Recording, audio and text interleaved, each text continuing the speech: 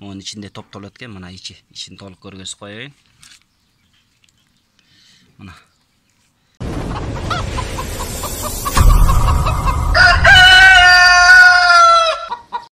Assalamu alaikum, hurmatly bir toğanlar, hurmatly toğuk bagıçlar, kandайсыздар, денсаулыктарыңыздар, иштериңиздер жакшыбы?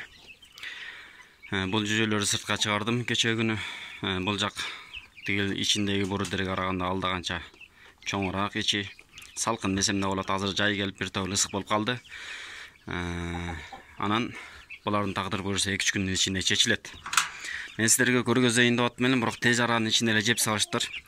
Эгер тоокторуңуздар оорубай сыркабай жакшы чоңойсун десеңиздер, жайдын ысыгында чымындын кызматынан пайдаланып, жанагы кадимкидей эле орусча опарыш деп коет. Кыргызча ошол чымындардын эле личинкаларынан пайда болгон курттар. Ошолорду бериңиздер. Тооктор үчүн аябай жакшы болот. Балапандар үчүн белок болуп чоңоюусуна жакшы жардам берет. Эт болуп калыптанышына. Эгер чоң тооктор боло турган болсо, алардын жумуртка туушуна аябай жакшы жардамын берет. Албетте ал нерседен жиркенип антимиткендер болсо кереги жок деп айтам. Бирок кылсаңыздар, алар үчүн жакшы пайдалуу бир азыктарын бере десем болот.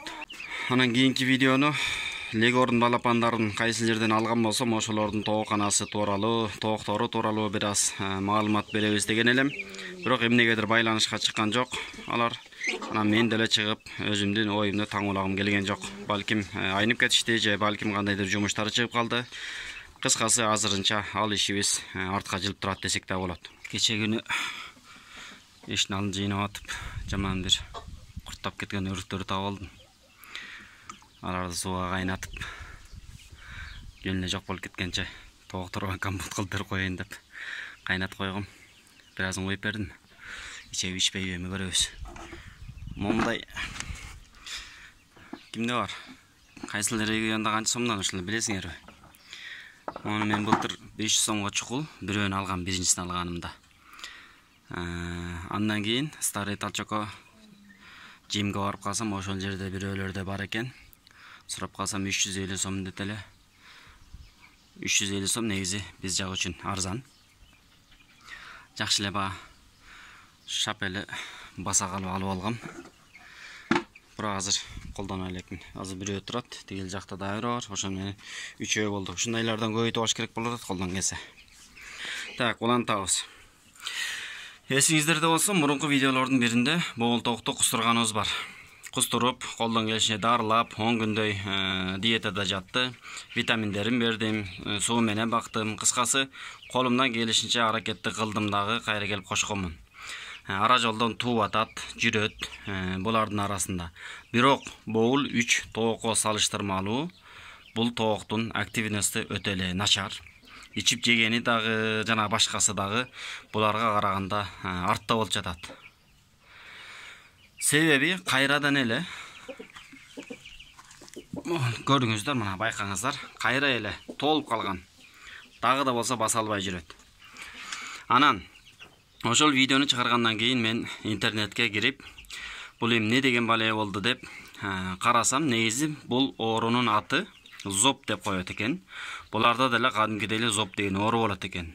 Эгер кандайдыр бир тамак сиңирүү процесси, кандайдыр бир организминен бир нерсеси туура эмес иштеп калган болсо, туура эмес нерселерди жеп алган болсо, ошолордун таасиринен бир канча күн оорушу мүмкүн. Бирок туура тамактангандан кийин, туура дарылангандан кийин айыгышы керек. Бирок меники айыккан жок десем болот. Жүрөт, мына караңыздар. Көзү дагы начар. Кел. Аябай эле көп. Оор. Анан акыркы чыгарган видеонун астына бирөө комментарий жазыптыр. Биз дагы сиздин тоого окшоп, ооруп калган тоогубузду кустурдук дейт. Дарыладык, бирок болгон жок дейт, жакшы болгон жок. Анан союп көрсөк, пакет жеп алыптыр дейт. Анан мен да ойлоп атам, балким меники дагы ошондой бир нерсе сиңбей турган, туура эмес бир нерсени жеп алган болсочу деп. Анан акыры союп көрүүнү туура көрдүм. Бул жөн эле өлүп калганча, өлүп калбаса дагы мотип кыйналып жүрө берет экен, же тоого эмес, же жумуртка туубаса. Анан муну да кыйнабай, муну көргөн сайын өзүмдү да кыйнабай, андан көрө соёлу, тажрыйба катары көрөлү, кийинкиге бизге дагы кандайдыр опыт болсун деген максат менен союп көрөлү деп атам. Эми мындай караганда тың эле да. Аябай деле таптакыр акыбалы начарлап кеткен жок, бирок карагыла мына турганда. Карачы, мончалык деңгээлде түшүп турганы бул уже жакшы эмес. Мына. Андыктан айла жок. Кийин баягы ушундай катачылыктарга жол бербөө үчүн ичин ачып көрсөк деген гана максат. Ошол максат менен союп атабыз. Азыр ичин көрөлү. Ичинде мындай эйле акчалар көбөйүп кетипир да. Эмненики бул, ким билет. Койлордон эйле акчалар чыгат го, бирок койлордон бирөө эле чыгат да. Мында жүрөгүнүн немесинде, жанында экен. Ушундайлар өлү көп болуп кетиптир. Бул иши аманасын алып чыкканымда калганы жок. Так, мынакей соймокту керек болсо куйкалап салдык. Карагыла мына. Нормальный токтук ушундай болобу? Мына. Азыр союп атканда муздаганда бир аз кандар түшкөндө кан менен кошо курттар түштү, немелер. Жана опарыш бердим дедим го, бирок жегенине жарым саат эле болгон. Алар тирүү боюнча кайра соймоңдоп жүрүшөт. Анан бирок эми ал негизги проблема эмес. Бирок карагыла мына. Оңчалык деңгээлде тамак кетпей калган арыны карай. Азыр көрөбүз. Бисмилла. Ондайынан эле союп көрөлчүмү?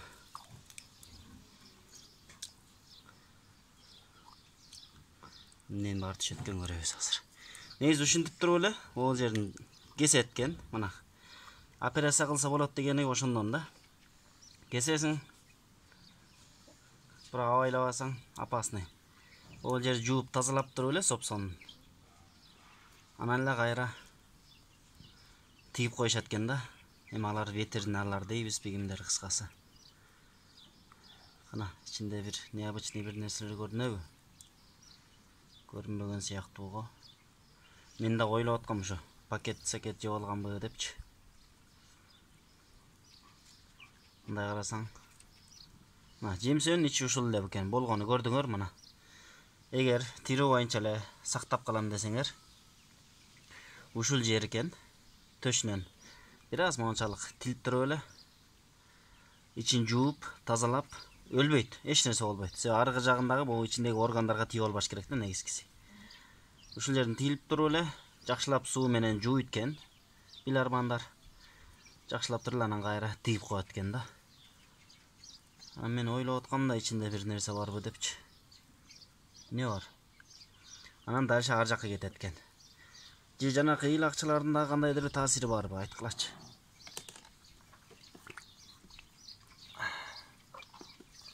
Бул жагына эйле акчалар ошонун ичинде экен да. Бул жак канал. Бул жер ошондон ары ичин карай кетет. Бөтөгө дейбизби, недечилик, ашказан десең кээбилер ашказан дебей бөтөгө деп айт деп. Кыргыздар бар. Үйрөтүп атышат, бирок алардын айткандарын туура кабыл алабыз. Кана мон тартчы. Көрөлүм эмне бар экен.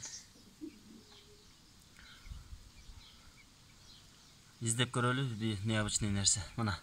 Бул резинка, жана акчаларды кыстарып койгон резинка билесиңер. Мен буларды чөп менен алып келчүмүн. Мана, бул эмне экен? Дагы резинка. Мана. Бул өзүмдүн кемчилигим. Себеби чөптөр бар. Мен зелен алып келем да, Дыйкан базарынан. Ошол резинкалар да болар мына. Экөө жүрөт. Азыр дагы көрөлү. Бул жагы чөп. Чөп деле негизги проблема эмес. Азыр дагы көрөбүз. Мына, дагы бир резинка. Карагыла. Бул менин өзүмдүн кемчилигим болгон, карагылачы. Бул жакшы эмес. Тоокторго мен алып келип туруп ыргытып салчумун. Алар эмне, байкуштар беле. Ач көздөнүп жеп алган. Ошо менен ары кетпей калган сыяктуу. Же бул жакынкыларыбы? Эрип да кетпейт да, карабайсыңар, бул чисто резинка да. Мына. Үчөө экен азырынча көргөндөрүндөн. Башка жок бекен? Силер көргөн жоксуңарбы? Анан башка сиңбей кала турган бир нерсе барбы десем, башка нерсе деле көрүнбөйт. Эми кээде баягы биз маани бербеген нерседен эле ошончолук деңгээлде зыян жетип калат да. Биз майда дейбиз, бирок ал дагы майда болгону менен маанилүү нерсе болот да. Балким ошол эле үчөө эле каналга барып үчөө чогулуп тыгылып калгандыр. Арына карай кетирбей, чөп чарларды, бооларды арына карай кетирбей, уже тыгылып пробка кылып койгон, андан ары кетпей калган.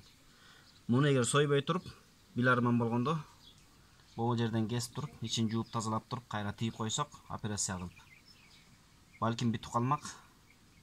Ошону менен эми Кудай сактасын деп туралы. Бирок болуп кала турган болсо, кийин дагы эксперимент кылып, союп туруп тирүү эле, өлтүрбөй туруп эле бул жерин союп туруп, ичин жууп тазалап, кайрадан тийип көрөбүз. Практика кылып дегендей. Ошондо не деген жыйынтык? Башка себеп деле көрбөй турам. Ичинде мен пакет барго деп тургам, бирок пакет жок экен, карабайсыңар. Өзүңүздөр көрдүңүздөр. Өз көзүңүздөр менен. Бул болбосо жанагы черешнян немеси, данеги. Бул деле бирок проблема эмес, негизгиси. Болбош керек болчу. Башка эч нерсе көргөнүм жокмун мына. Зелендер экен. Буларда эле бул мурунку проблема. Зелендер буга кошумча жардам болгон. Булар келип туруп каналга тыгылган. Анан кийин чоңдор келип туруп булар тыгылган. Бул узун зелендер. Андан кийин ана майда чүйдөлөр келип туруп булар тыгылган. Ошону менен арына карай кетпей калган. Кээде гана суюк чыгып аткан. Суюк чыгып аткан себеби ошол эми болбой эле булардын арасынан жидкий немелер агып өткөн дагы ичинен арына карай өтүп турган. Каналым мондай экен. Бул жерден келет экен. Бул жерге чыгат экен. Мунун ичинде топтолот экен. Мына ичин толук көргөзүп коеюн. Мына. Мунун ичин бардыгы жемсөө экен. Мунуку эми чоңойгондо окус экен. Анан кайра ичине кете турганы бул жерде экен, көрүп алгыла мына. Дальше кетет. Ичине киргенден кийин эми ар жагы башка маселе. Мына болгон системасы ушул экен. Бул жер мына резервуар ушул жер экен. Мынакей урматтуу туугандар. Ошондой өзүмдүн кемчилигимден десем болот. Тамактарды сорттоп, жакшылап мондай пакетке окшогон, резинкага окшогон жаман сиңбей турган, жок болуп кетпей турган нерселерди алып салбай туруп бергендигимдин кесепети болду десем дагы болот. Көчүп бара-бара оңолот дейт кыргызда. Ушинтип өзүбүздүн кемчиликтерибизди акырындан көрүп отуруп анан үйрөнөбүз да. Ошол, анда эмесе кийинки видеолордон жолугушканча, амандашканча, ассаламу алейкум, аман-эсен жакшы туруңуздар. Тоңуңар оорубасын.